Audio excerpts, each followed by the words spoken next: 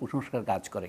আমাদের বিখ্যাত আহমদ ছফা বাঙালি মুসলমান মন প্রবন্ধে এই কথাটাই আলোচনা করেছেন। বাঙালি মুসলমানের মন প্রবন্ধের বিষয় ছিল যে বাঙালি মুসলমানরা আদিতে বাঙালি থাকলেও এখন মুসলমান হওয়ার পর তাদের মনে হচ্ছে যে বাঙালি সংস্কৃতির কিছু কিছু অংশ যদি বাদ না দেয় আগের বাঙালি সংস্কৃতি সে মুসলমান হতে পারবে না।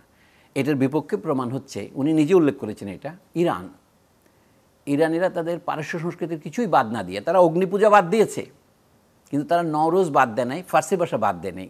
অনেক সময় এই প্রশ্নও ছিল যে বাংলা ভাষা বাদ না দিলে মুসলমান হওয়া যাবে কিনা। ওইটা যেমন কুসংস্কারাচ্ছন্ন ছিল এবং পহেলা বৈশাখ পালন করাটা ইসলামের সাথে সাংঘর্ষিক বলা, এটাও একই কুসংস্কারের পরিচয়। আমি ওর সোজা কথায় বলতেছি, পহেলা বৈশাখ উদযাপনের সাথে ইসলামের কোনো বিরোধ নাই। এখানে আরেকটা বিষয় উঠিয়ে আনা হচ্ছে, বিশেষ করে মঙ্গল শোভাযাত্রাকে কেন্দ্র করে যে এখানে মুখোশের ব্যবহার রয়েছে, নানান ধরনের প্রতিকৃতি তৈরি করা হয়। এটার সাথে অনেকে পৌত্তলিকতার মিল খুঁজে পেয়ে এটাকেও ইসলাম বিরোধী বলে আখ্যা দেওয়ার চেষ্টা করছেন। সেটার ব্যাপারে আপনি কি বলেন? সেটার ব্যাপারে বক্তব্য একই আমার।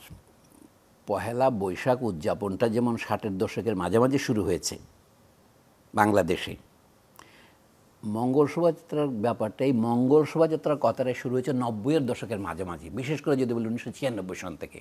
তার আগের 7-8 বছর জেনারেল এরশাদের বিরুদ্ধে রাজনৈতিক আন্দোলনের সময় এই যে কোনো কারণেই হোক আনন্দ শোভাযাত্রা বের হয়েছিল ঢাকা বিশ্ববিদ্যালয়ের। এটা কি বিশ্ববিদ্যালয়ের ছাত্রছাত্রীদের তরফ থেকেই তখন এটা শুরু হয়েছিল? আমাদের যেটাকে চারুকলা ইনস্টিটিউট বলা হতো তখন, যেটা এখন ঢাকা বিশ্ববিদ্যালয়ের চারুকলা অনুষদ, সেখান থেকেই, মানে শাহবাগের কোণা থেকেই। মানে আমি বোঝাতে চাচ্ছি মঙ্গল শোভাযাত্রার অনুষ্ঠানটা আরও নতুন। পয়লা বৈশাখ উদযাপনের অনুষ্ঠান হয়েছে পাকিস্তান বিরোধী আন্দোলনের সময়, এটা হয়েছে সামরিক স্বৈরাচার বিরোধী আন্দোলনের সময়। কিন্তু এটার মঙ্গল শোভাযাত্রার নাম, বিগ্রহ অবতার হয়েছেন 1996 সন থেকে। এই তথ্যগুলি মিলিয়ে দেখলে আপনি বুঝতে পারবেন এখানে আপত্তিটা আসছে কোথা থেকে। মুখোশ পরা এটা হচ্ছে লোকশিল্প, এটা হিন্দুও নয় মুসলমানও নয়, এরকম মুখোশ পৃথিবীর সব দেশেই পড়ে। আফ্রিকাতে এখন মুখোশ ছাড়া তো আফ্রিকার সংস্কৃতি কল্পনা করা যায় না। আফ্রিকা তো ইসলাম দ্রুত এখন সম্প্রসারণশীল ধর্ম। আমার মনে হয় কিছু বাঙালি মুসলমানদের মনের যে বর্তমান অবস্থা, আহমদ সাহেব বলছেন এটার নাম দিয়েছেন আদিম অবস্থা। আমি আদিম অবস্থা কথাটা ব্যবহারের পক্ষ নই।